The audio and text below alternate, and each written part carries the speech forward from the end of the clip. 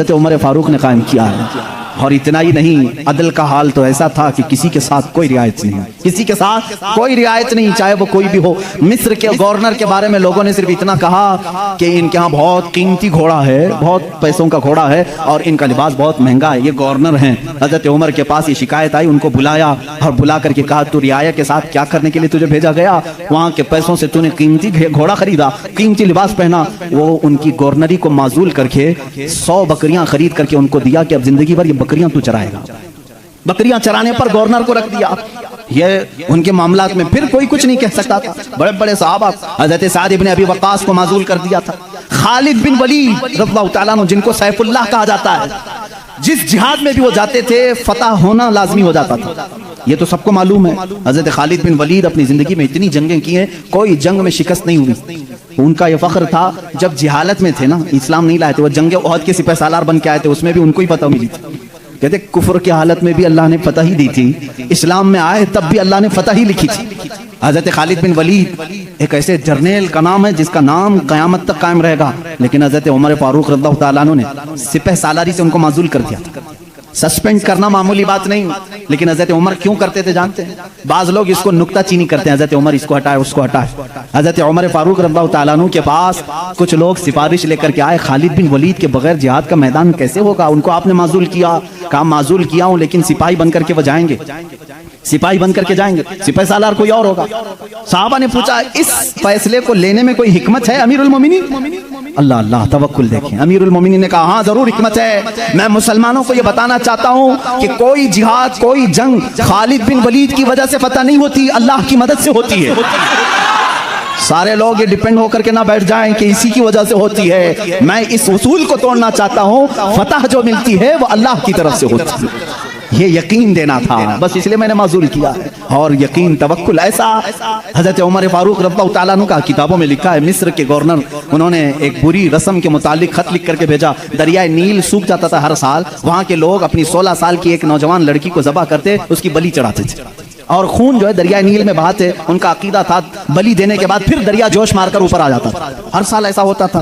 उन्होंने जब इस्लामी हुकूमत वहाँ आ गई तो लोगों ने वहाँ के गवर्नर से, जो मुसलमान थे, सहाबी थे, उनसे पूछा, हर साल हमारा मामूल है, इस साल भी आप इजाजत दें, जुलूस निकालेंगे, एक लड़की को ज़बह करेंगे, उसका खून डालेंगे। उन्होंने कहा, मैं तो ये काम नहीं करूंगा, और अगर ऐसा है तो देखा जाएगा। वो खामोश रहे। दरिया नील हकीकत में सूख गया, पानी नीचे चला गया, लड़की की बलि नहीं दी। तो याद रखना, शैतान इस तरह की हरकतें तुम्हें करके दिखाएगा ताकि तुम्हारा अकीदा खराब हो जाए।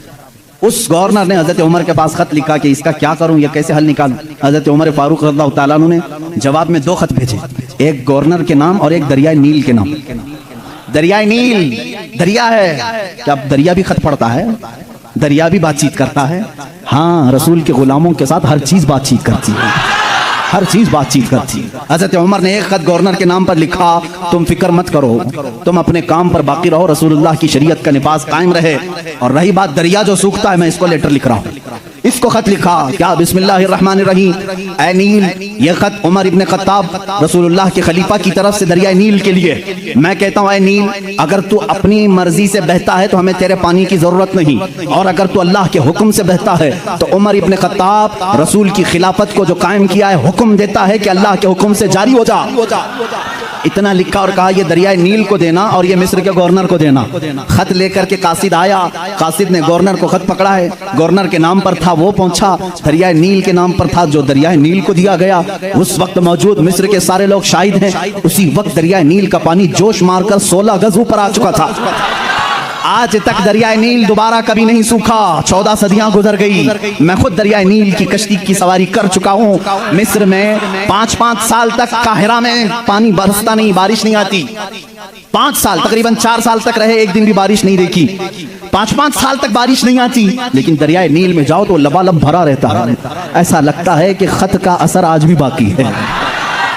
रसूलुल्लाह के गुलामों की हुकूमत हर शय पर कायम है, हर शय पर कायम है। अल्लाह के नबी सल्लल्लाहु अलैहि वसल्लम के इन खुलफा ने पूरी दुनिया पर हुकूमत की, क्यों ना हुकूमत करें? इसलिए कि ये ताबे थे अल्लाह उसके रसूल के। तो अल्लाह ने ये वादा किया है, इन तंसुरुल्लाह यंसुरकुम, अगर तुम अल्लाह के दीन की मदद में लगे रहो, अल्लाह पूरी कायनात को तुम्हारी मदद में लगा देगा, तुम्हारी मदद में लगा देगा। वो सहाबा कैसे थे जो मेडिटेरेनियन सी आज भी मौजूद है, बहर मुतवस्सित, अरब से यूरोप में जाना था। कुछ सहाबा इकराम वो भी हैं जिन्होंने एक दरिया के पास आकर घोड़े रोक लिए। दरिया सामने, समंदर है, उधर के कंट्री में जाना है, कश्तियां किसी के पास नहीं। जो जर्नल साहबी थे, सिपाही सालार, सबों ने कहा क्या करें, यहाँ दरिया है, कश्ती कोई नहीं लाया, हम वापस चलें, दूसरा कोई रास्ता देखें। उस साहबी ने कहा बहुत लंबा सफर करके आए, वापसी का कोई रास्ता नहीं हो सकता।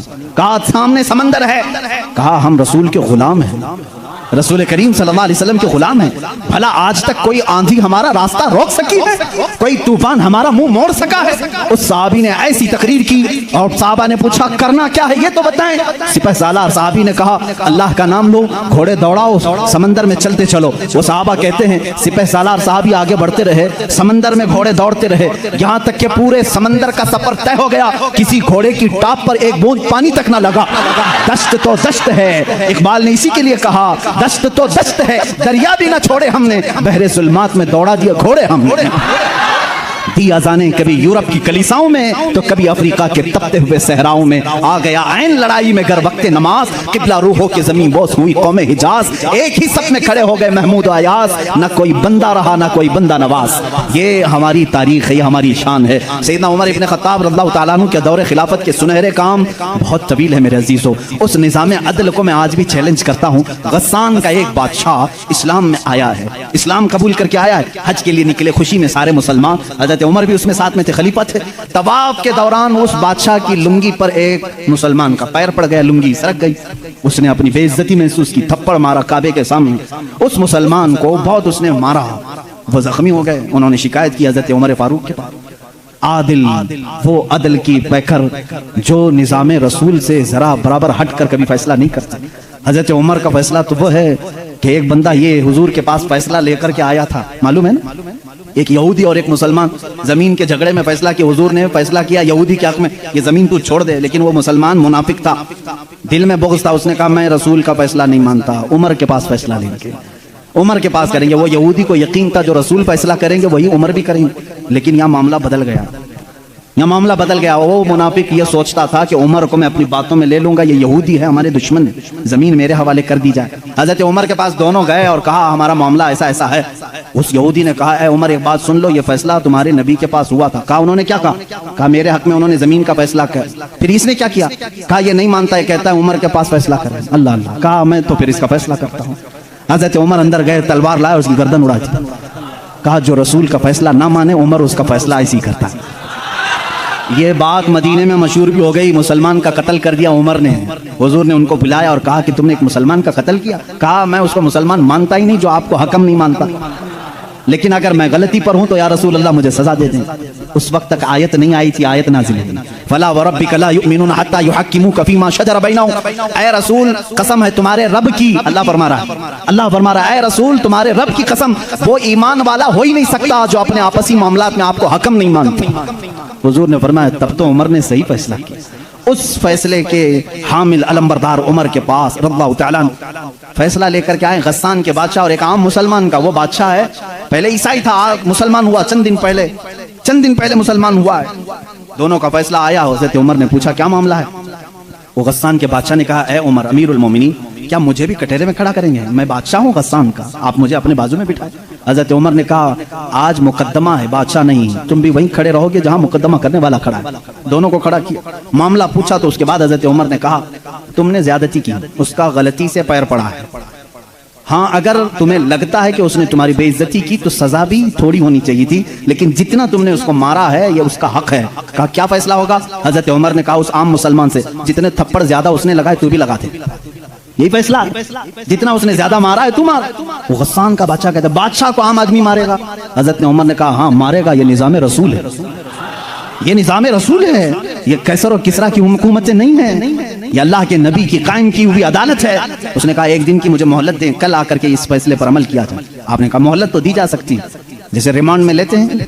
उसको छोड़ा गया, लेकिन वो बादशाह फरार होकर के भाग गया और इस्लाम भी छोड़ दिया, मुर्तद होके चला गया। हज़रत उमर ने उस दिन कहा, कुछ लोग कहने लगे हज़रत उमर उसके हक में बात करते तो बादशाह आज मुसलमान रहता। ऐसी कुछ बातें भोली भाली लोग करते हैं, ऐसा करते तो अच्छा होता, ऐसा नहीं करना चाहिए था। हज़रत उमर ने जलाल में कहा इस तरह के 1000 छोड़कर जाएं तो जाएं, लेकिन निज़ाम रसूल का एक हर्फ भी मैं अपने हाथ सामने से जाने नहीं दूंगा।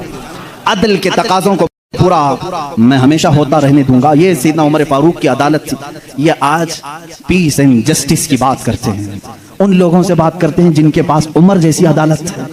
ऐ मेरे अजीजों, अदालत के नाम पर आज बड़ा धब्बा है। यहाँ पर बहुत सारे मामला हो सकता है, बहुत सारे लोग मेरे ऊपर इस बात का भी केस कर दें कि ये हद की अदालत है, इस अदालत की बेइज्जती करता है। हो सकता है मेरे अजीजों, मैं उस अदालत की इज्जत करता हूं जहां अदालत होती है। मैं उसको जज और आदिल नहीं मानता जो पार्लियामेंट की सीट की भूख में मस्जिदें बेच देता हो। मैं उसकी अदालत को नहीं तस्लीम करता जो एक कलील जमात को नजरअंदाज करके हाकिम पार्टी की तरफ बोलता है। मेरे अजीजों, ऐसे लोग दुनिया में बहुत सारे आए जो ज़मीर फरोश होते हैं, ज़मीर फरोश होते हैं। हिंदुस्तान भी उसी डगर पर चलने लग गया। अब तक दुनिया की सबसे बड़ी डेमोक्रेसी, सबसे बड़ी जमहूरियत हिंदुस्तान में थी, जहां पर निजाम ऐसा था। हमारा अदलिया का निजाम बहुत अच्छा था, हमारी कोर्ट जितनी थी, यहाँ पर सबके साथ बराबर का सलूक किया जाता था, हिंदू हो मुस्लिम हो। आज भी बहुत सारे जज हैं जो ओथ लेते हैं कि मेरा दीन, मेरा मजहब, मेरा सब कुछ इंसाफ होगा, संविधान होगा, मैं सामने किसी को नहीं देखूंगा। देखते नहीं आप, जज के सामने पट्टी बांधे हुए एक मूर्ति को रखा जाता है। क्यों? कानून जब भी होता है वो सामने वाले को देख करके नहीं, उसके प्रूफ सबूत देख करके।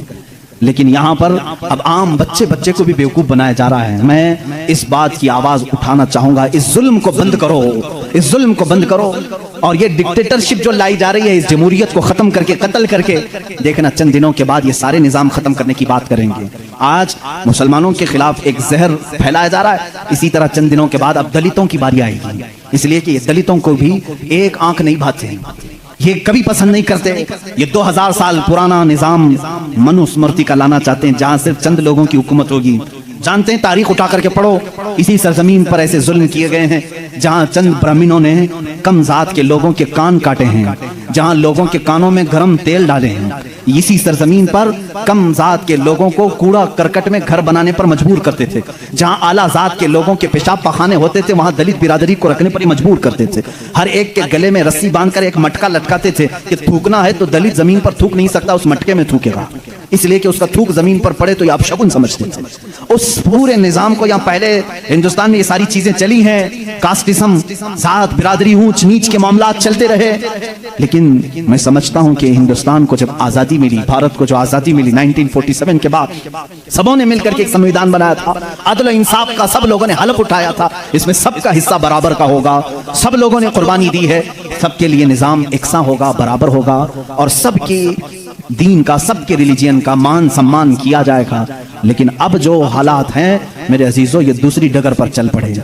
अब यहाँ पर उस संविधान को ये खत्म करने की बात कर रहे हैं जो अंबेडकर की सरपरस्ती में बनाए गए थे, उसको खत्म करके ये नए संविधान की बात करने जा रहे हैं। चंद दिनों के बाद ये वोटिंग पावर भी खत्म करने की बात करेंगे। तुम सबको वोट देने का भी हक नहीं होगा, ठहरने की, उम्मीदवार होने की बात तो दूर है। मैं इस निजाम की खुल्लम खुल्ला मुखालिफत करता हूं और मजम्मत करता हूं, मैं मजम्मत करता हूं। हमारे लिए वही भारत और वही हिंदुस्तान अच्छा है जो हमारे बड़ों ने अपने खून की कुर्बानी से आजाद किया है।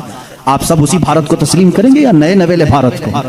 हम इस नवे नवेले भारत को जिस डगर पर ये ले जा रहे हैं कास्टिज्म के ऊपर, हम उसको नहीं तस्लीम करते।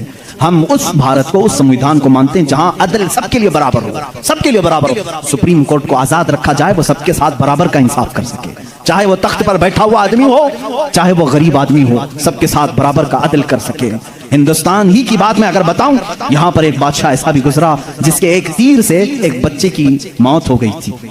एक बच्चे की मौत हो गई। औरत जो बच्चे की मां थी वो मुकदमा कर दी चीफ जस्टिस के पास। उस वक्त के जो चीफ जस्टिस थे काजी सिराजुद्दौला, उन्होंने तलब किया बादशाह को तलब किया। इसी हिंदुस्तान की बात कर रहा हूं। औरत एक जगह खड़ी है, वक्त का बादशाह एक जगह खड़ा है। औरत ने कहा मेरे बच्चे को इनके तीर से मौत हो गई। बादशाह शिकार खेल रहा था, चूक के तीर लग गया। बादशाह ने कहा हाँ मेरा तीर लगा तो है, गवाह भी हैं, सिपाही भी गवाह हैं, औरत भी गवाह है। दो ऑप्शन होते हैं मौत के बाद, किसी का कुछ कत्ल हो गया अनजाने में, चूक कर अगर कत्ल हो गया, दो ऑप्शन इस्लाम देता है। उस औरत को काजी ने कहा तेरे पास दो ऑप्शन है, चाहे तो अपने बच्चे की मौत पर दियत ले ले, कुछ पैसे ले ले बादशाह से और उसे माफ कर दे, या चाहे तो जान के बदले जान ले ले। बादशाह की जान भी ले सकती है। काजी ने फैसला सुना था, ये नहीं कि बादशाह को छोड़ देना है। दोनों ऑप्शन औरत के ऊपर। वह औरत ने जब देखा कि अदल का ये पैकर इस्लामी निजाम है, बादशाह के तीर लगा है और काजी सही सही फैसला दे रहा है। उस औरत ने कहा अगर ये काजी आज इस तरह का सही फैसला दे रहा है तो इस तरह के बादशाह की वजह से ही, बादशाह ऐसा होगा इसीलिए काजी ऐसा है। उस औरत ने कहा मैं इस बादशाह की जान बख्शती हूँ, मेरे बच्चे के लिए जो दियत बनती है वो बादशाह मुझे देते। बादशाह ने जितनी दियत बनती थी उससे ज्यादा उसे दिया। और जब ये मामला खत्म हुआ तो बादशाह काजी के पास आया, काजी के पास आया और अपना जुब्बा खोला, उसमें खंजर था, खंजर निकाला, कहा काजी, वो उस वक्त के सुप्रीम कोर्ट का चीफ जस्टिस था काजी। बादशाह क्या कहता जानते हो, मुझे जब पता चला मेरे ऊपर मुकदमा है और मुझे मालूम था मेरे तीर से एक बच्चा फौत हुआ है, मैं आज कोर्ट में आ रहा था, मैं साथ ही खंजर लेके चला। काजी ने पूछा क्यों लेके चले? कहा मैं ये देखना चाहता था कि अगर फैसला कुरान और हदीस के मुताबिक हो तो ठीक है मैं मान लूं, और जरा बराबर अगर बादशाह का ख्याल करके काजी ने किया तो इसी खंजर से काजी को कत्ल कर दूंगा। बादशाह ने यह कहा, काजी मुस्कुराया और अपने गद्दे से उठ गया और चादर हटाई, नीचे बहुत बड़ा कोड़ा था। कहा बादशाह तुम्हें मालूम है मैं आज पहली मर्तबा इस कुर्सी पर आने के बाद, इस गद्दे पे आने के वक्त कोड़ा नीचे लेकर बैठा हूं। कहा क्यों? कहा मैंने उसी वक्त तय कर लिया कि बादशाह को कटहरे में खड़ा करूंगा और फैसला कुरान और हदीस के मुताबिक सुनाऊंगा। अगर बादशाह मान लिया तो ठीक, वरना मैं इस कोड़े से उसे मनवाऊंगा। ये निजाम इस्लाम था, ये अदल के तकाजे थे। वो उमर इब्न खत्ताब के दौर के भी सुनहरे वाक़यात इस्लाम ने हमें हर जगह सिखाए हैं। ए मेरे अजीज भाइयों, अपने घर में भी अदल करना सीखो। जहां तुम्हें अल्लाह ने जितना इख्तियार दिया अदल के साथ पेश आओ। अपने मजदूरों के साथ अदल करो, अपनी बीवियों के साथ अदल करो, अपने बच्चों के साथ अदल करो। याद रखो क़यामत के दिन तुमसे सब चीज़ों का सवाल होगा। अगर तुम्हारे 4 बच्चे हैं, चारों में से अगर किसी के साथ ऊंच नीच किया तो सारे तुम्हारे अमाल इकारत हो जाएंगे, गैरत हो जाएंगे। एक बच्चे के साथ भी तुम नाइंसाफी नहीं कर सकते, सारे के साथ बराबर का सलूक करो। अगर किसी की 2 बीवियां हैं तो फरमाया गया अदल का तकाजा पूरा करो। माँ बाप अगर दोनों हैं तो दोनों के साथ अदल का तकाजा पूरा करो। ये नहीं कि माँ की तरफ झुकाव हो गया, बाप को गालियां देता है, या बाप की तरफ हो गया माँ को कोसता है। ना, सबके साथ अदल इस्लाम सिखाता है। तुम अगर किसी कंपनी के मालिक हो, फैक्ट्री के मालिक हो, मजदूरों के साथ अदल करो, इसलिए कि क़यामत के दिन इससे भी तुम्हारा सवाल होगा। अदल इस्लाम सिखाता है। वो उमर इब्न खत्ताब रज़ियल्लाहु ताला अन्हु की जिंदगी पाक से हमें मिले हैं। मेरे अजीजों, मुझे वक्त ताखीर से यहाँ तक पहुंच चुका है और मैं समेटूंगा तो मैं समझता हूँ उस्मान इब्न अफ़्फ़ान और हैदर कर्रार रज़ियल्लाहु ताला अन्हुमा की जात के साथ नाइंसाफी हो जाएगी। और मैं कतान ये नहीं चाहता कि उन बुजुर्ग हस्तियों के साथ जहाँ एक ज़ुन्नूरैन है तो दूसरा हैदर कर्रार है, जिनकी जात 2 जुमलों में कंप्लीट नहीं हो सकती, 2 बातों में मुकम्मल नहीं हो सकती। इसलिए थोड़ी सी कुर्बानी के साथ कल की एक और रात हम इंशाअल्लाह इन खुलफा की जिंदगी पर गुफ्तगू करेंगे। इसलिए कि मेरा मामूल तो ये था, कल का दिन मैंने पूरे अहले बैत के लिए वक्त करना था, लेकिन खुलफा राशिदीन की बात के बाद इंशाअल्लाह लजीज अहले बैत अतहार की भी जिंदगी हम जिक्र करेंगे। इन 2 हस्तियों की मैंने मुख्तसर झलकियां आपके सामने रखी। खुलासा कलाम, जिंदगी में 2 बातें आज लेकर के जाओ, एक सिद्दीक की सदाकत, दूसरे उमर की अदालत। अगर ये जिंदगी में आ गई तो समझ लो इकबाल ने क्या कहा जानते हैं? शायर मशरिक करते कहते हैं, सबक पढ़ फिर सदाकत का, अदालत का, सखावत का। सबक पढ़ फिर सदाकत का, अदालत का, सखावत का। लिया जाएगा काम तुझसे दुनिया की इमामत का, लिया जाएगा काम तुझसे दुनिया की इमामत का। मतलब यह है जिसके अंदर 3 चीजें आ गई, सिद्दीक की सदाकत आ गई, उमर की अदालत आ गई, उस्मान की सखावत आ गई, तो फिर कोई उसे फिक्र की जरूरत नहीं। अब कौम उससे इमामत का ही काम लिया करेगी, इसलिए कि वो हर एक का इमाम बनने के काबिल होगा जिसके अंदर ये 3 चीजें आ गई, सदाकत, अदालत और सखावत। आज इन 3 चीजों के ऊपर मेहनत करो मेरे अजीजों। सदाकत का तकाजा ये है, हक बोलो, हक पर कायम रहो। हक बोलने के लिए किसी से खौफ ना खाओ, जब तक जुबान चल रही है बोलो। मैं तो यही समझता हूँ, मेरा मजहब, मेरा मसलक यही है, मैं हुसैनी हूँ, हक गो हूँ, मैं हुसैनी हूँ, वफादार हूँ, मैं हुसैनी हूँ, शुजाअत का अलंबरदार हूँ। ये हमारे नारे होने चाहिए। मैं हुसैनी हूँ, यजीद के हाथ में हाथ देने वाला नहीं। मैं हुसैनी हूँ, हुकूमत के दबाव में आने वाला नहीं। मैं हुसैनी हूँ, जुल्म का साथ देने वाला नहीं। मैं हुसैनी हूँ, मजलूमों के साथ रहने वाला हूँ। इसी तरह आप सब ये भी नारा लगाएंगे, मैं सिद्दीक की सदाकत का अलंबरदार हूँ। बात 50,000 के मजमे में भी वही करूंगा और 5 लोगों के मजमे में भी वही करूंगा। अगर 5 मुसलमान हैं तब भी मैं कहूंगा अल्लाह सबसे बड़ा है। तख्त पर मुझे बिठाया जाए तब भी कहूंगा अल्लाह सबसे बड़ा है। यह सिद्दीक का मिजाज हमें देता है।